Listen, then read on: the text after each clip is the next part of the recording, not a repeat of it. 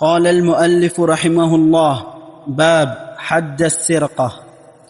عن عبد الله بن عمر رضي الله عنهما أن النبي صلى الله عليه وسلم قطع في مجن قيمته وفي لفظ ثمنه 3 دراهم. یہ حد السرقہ یہ سین کی زبر کے ساتھ ہے، سرقہ نہیں ہے۔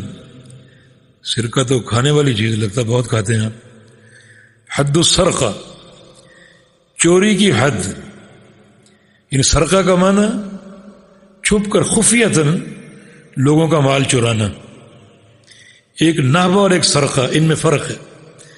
نہبہ ڈاکے کو بولتے ہیں، دن دہاڑے چھپ کر نہیں بلکہ اسلحہ تان کر سختی سے آپ لوگوں کا مال چھینیں، اس کو نہبہ بولتے ہیں۔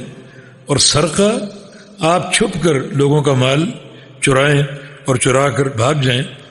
قرآن میں اس کی تعبیر موجود ہے، اس کی حد والسارق والسارقۃ فاقطعوا ایدیہما، کہ چور مرد ہو یا عورت ہو ان کا ہاتھ کاٹ دو۔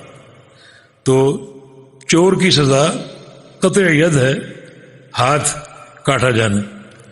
اور جو پہلی حدیث آپ نے سنی عبداللہ بن عمر کی روایت سے، فرماتے ہیں کہ ان النبی صلی اللہ علیہ وسلم قطع فی مجن قیمتہ وفی لفظ ثمنہ 3 دراہم، کہ نبی علیہ السلام نے ایک چور کا ہاتھ کاٹا جس نے ایک ڈھال چوری کی تھی۔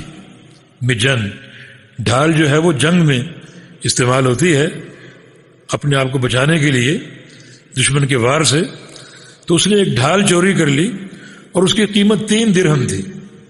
3 درہم۔ آگے حدیث پڑھ لیں جس میں ربع دینار کوئی شخص اگر چوری کرتا ہے تو اس کا ہاتھ کاٹا جائے گا۔ جی